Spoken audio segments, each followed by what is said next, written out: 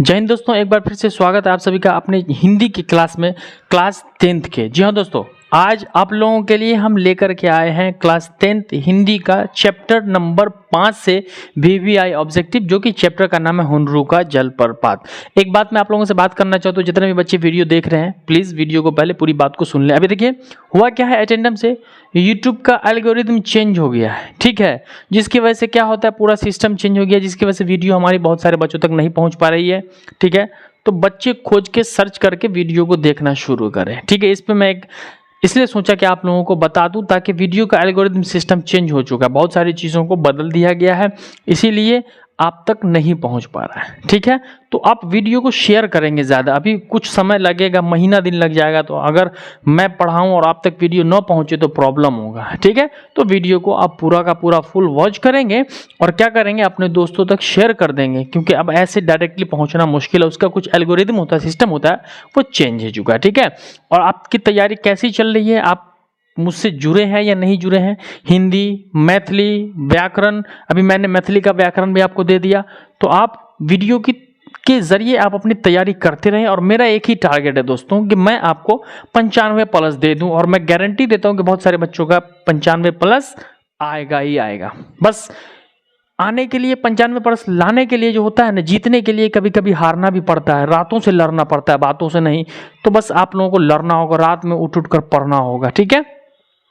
चलिए हम पढ़ना शुरू करते हैं। ऑब्जेक्टिव को आप फुल वॉच किया करेंगे। देखिए 10 मिनट आप अपने जिंदगी से निकाल करके अपनी शिक्षा की ओर नहीं दे सकते, तो आप आगे कैसे बढ़ोगे। सो प्लीज आप जो थोड़ा है कॉपरेट करें और पढ़ाई पर ध्यान दें। देखिए चैप्टर नंबर 5 है आपका, चैप्टर का नाम है हुनरू का जलप्रपात। हुनरू का जलप्रपात, पानी, हुनरू का झरना की बात कही गई थी। चैप्टर के बारे में मैंने पढ़ाया है कि हुनरू का झरना जो है वो छोटा नागपुर में है, जो कि इस सुंदरता काफ़ी, मतलब सुंदरता इसकी इतना है कि लेखक जब वहाँ गए तो उन्होंने यात्रा वृत्तांत लिख दिया कि भाई ये जगह यादगार है, होनी चाहिए। और वहाँ जिन जिन दृश्यों को लेखक ने देखा, उन सारे नज़ारों को उन्होंने अपने कलम के माध्यम से लिख करके एक कहानी बना दिया, और उस कहानी का नाम लिख दिया गया हुनरू का जलप्रपात। जैसे हम आप कहीं जाते हैं तो व्लॉग बनाते हैं ना, हम लोग व्लॉगिंग करते हैं कि हाय दोस्त मैं आज यहाँ पहुँच चुका हूँ, तो ये देख रहे हैं आप, ये ऐसा करते हैं ना।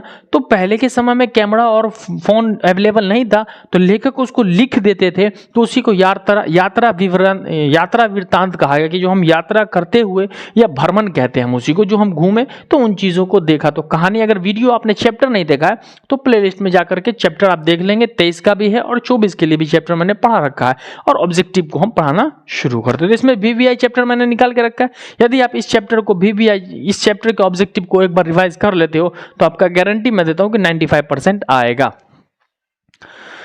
पहला सवाल आपका कह रहा है, कामता प्रसाद सिंह काम का यात्रा वृत्तांत है। क्या कह रहा है? कामता प्रसाद सिंह काम का यात्रा वृत्तांत है। इसका ऑब्जेक्टिव क्या हो जाएगा आंसर? तो उत्तर हो जाएगा आपका हुनरू का जलप्रपात। क्या हो जाएगा आपका? हुनरू का जलप्रपात आपका इसका आंसर हो जाएगा। क्वेश्चन नंबर 2 कह रहा है, हुनरू का जलप्रपात शीर्षक पाठ की कौन विधा, यानी ये जो लिखा गया हुनरू का जलप्रपात, तो ये पाठ जो है इसकी विधा क्या है, कविता है, कहानी है, क्या है? तो उत्तर आपका हो जाएगा ये यात्रा वृत्तांत है। अभी मैंने आपको बताया कि ये क्या है, यात्रा वृत्तांत है, यानी यात्रा किए, लेखक भ्रमण किए, घूमे, और जो लिख दिया उन सारी चीजों को देखा, तो इसको हम क्या कहेंगे, यात्रा वृत्तांत हो गया। ये क्लियर है।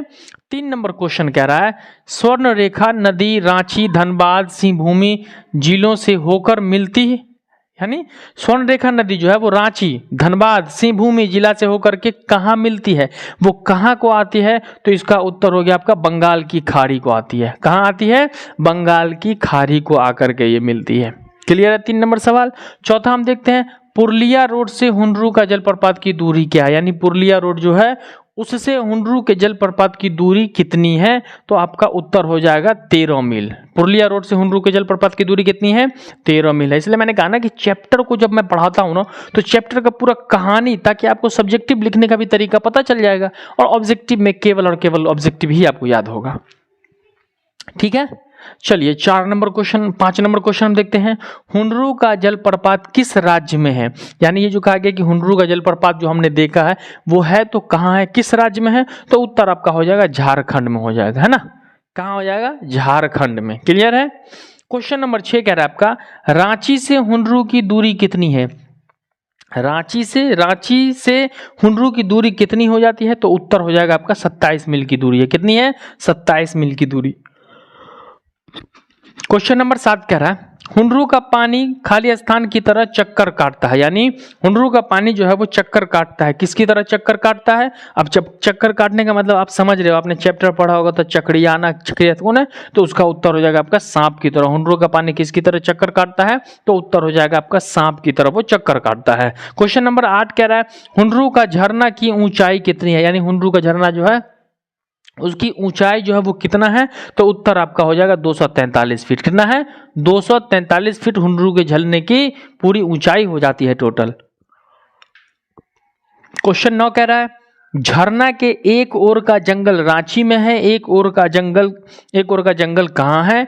ठीक है, यहां ध्यान से देखिएगा, झरना के एक ओर का जंगल रांची में है, एक ओर का जंगल, तो उत्तर आपका हो जाएगा हजारीबाग में है। हजारीबाग का जंगल बड़ा खतरनाक है, आपने सुना होगा, अक्सर कुछ होता है तो कहता है ना लोग, मैं क्या हजारीबाग के जंगल से भाग करके आया हूं, ऐसा। ठीक ना, तो हो गया, हुनरू का एक ओर का जंगल जो है वो रांची में है, दूसरे ओर का हजारीबाग के जंगल में। तो क्वेश्चन नंबर 9 आपका हो गया कंप्लीट। अब हम यहां आते हैं 10 पे।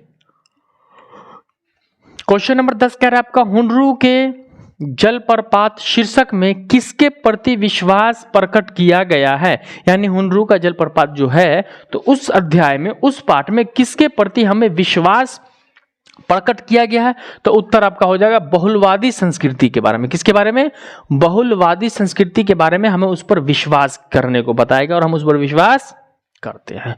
क्वेश्चन नंबर 11 कह रहा है आपका, किंवदंती के अनुसार हुनरू से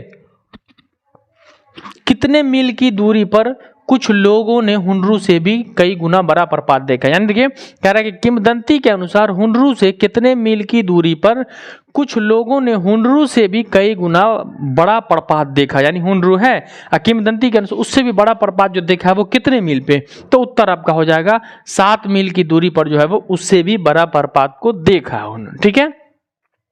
क्वेश्चन नंबर 12 कह रहा है, स्वर्ण रेखा नदी के उद्गमन स्थान से कितनी मील आगे आकर हुनरू का झरना है। स्वर्ण रेखा नदी जो है उसके उद्गम स्थान से कितनी मील आगे आकर के हुनरू का झरना है। स्वर्ण रेखा से हुनरू के झरने की दूरी कितनी हो जाती है, तो उत्तर आपका हो जाएगा 50 मील। कितना हो गया, 50 मील है, याद रखना आपको। स्वर्ण रेखा नदी से हुनरू की दूरी नॉर्मली तो 50 मील आगे जाकर के मिलता है दोनों। क्वेश्चन नंबर 13 कह रहा है आपका, हुनरू का जलप्रपात पाठ में किसके सुंदरता का वर्णन करती है। हुनरू का जलप्रपात जो है तो इस पाठ में, इस अध्याय में किसकी सुंदरता का वर्णन किया गया है, तो उत्तर हो गया आपका पहाड़ के, नदी के, जंगल का, और आपका आंसर हो जाएगा इनमें सभी। तो याद रखना है, मैंने यहां लिख दिया है पहाड़, नदी, जंगल की सुंदरता का वर्णन, और आपको उत्तर जो क्वेश्चन में पूछा जाएगा एग्जाम में तो उनमें सभी दे देना। ठीक है। क्वेश्चन नंबर 14 कह रहा है आपका, चारों ओर जंगल और पहाड़ के बीच में प्रकृति की लीला स्थल हो रही है। चारों ओर जंगल और पहाड़ के बीच में प्रकृति की लीला स्थल हो रही है, कहां, तो उत्तर हो जाएगा आपका हुनरू का जलप्रपात में। हुनरू के जलप्रपात में जो है चारों ओर जंगल के पहाड़ में एक लीला हो रहा है, लीला खेल तमाशा। ठीक है, लीला का अर्थ खेल तमाशा। क्वेश्चन नंबर 15 कह रहा है आपका, महान मंजिल के लिए मार्ग भी महान होना चाहिए, किसने कहा है। यानी कि महान मार्ग पर जाने के लिए, महान मंजिल पर जाने के लिए मार्ग यानी रास्ता भी महान होना चाहिए, ये किसने कहा है, तो उत्तर आपका हो जाएगा महात्मा गांधी ने कहा था। उसी हुनरू के जलप्रपात चैप्टर में है, महात्मा गांधी ने कहा है। क्लियर। 16 नंबर कह रहा है, महात्मा गांधी ने कहा था कि अगर आप महान मंजिल पर जाना चाहते हैं ना, तो महान मंजिल पर जाने के लिए उसका रास्ता भी महान होना चाहिए। रास्ता घटिया होगा तो महान मंजिल की ओर नहीं जा सकते आप। क्लियर है। अगला 16 नंबर क्वेश्चन आपका कह रहा है कि हुनरू का पानी छलांग कर कितना फीट ऊपर उठता है ना। हुनरू का पानी जो है छलांग भर कर कितना फीट, यानी हुनरू का पानी 243 फुट की ऊंचाई से गिरता है, और गिरने के बाद जो है कितना फीट उछल करके फिर ऊपर जाता है, तो इसका आंसर आपको कमेंट सेक्शन में बताना है। क्लियर है। इस सवाल का जवाब आपको कमेंट सेक्शन में देना है कि इसका आंसर क्या हो जाएगा। मैंने चैप्टर पढ़ाया है, चैप्टर में मैंने सारी बात बता दी है। अब आपको चैप्टर पूरा याद हो चुका है, तो उसमें से देख करके आपको यहाँ पर कमेंट में माध्यम से हमें ऑब्जेक्टिव का आंसर देना है। तो चलिए फटाक से स्क्रीनशॉट ले लीजिए आप लोग।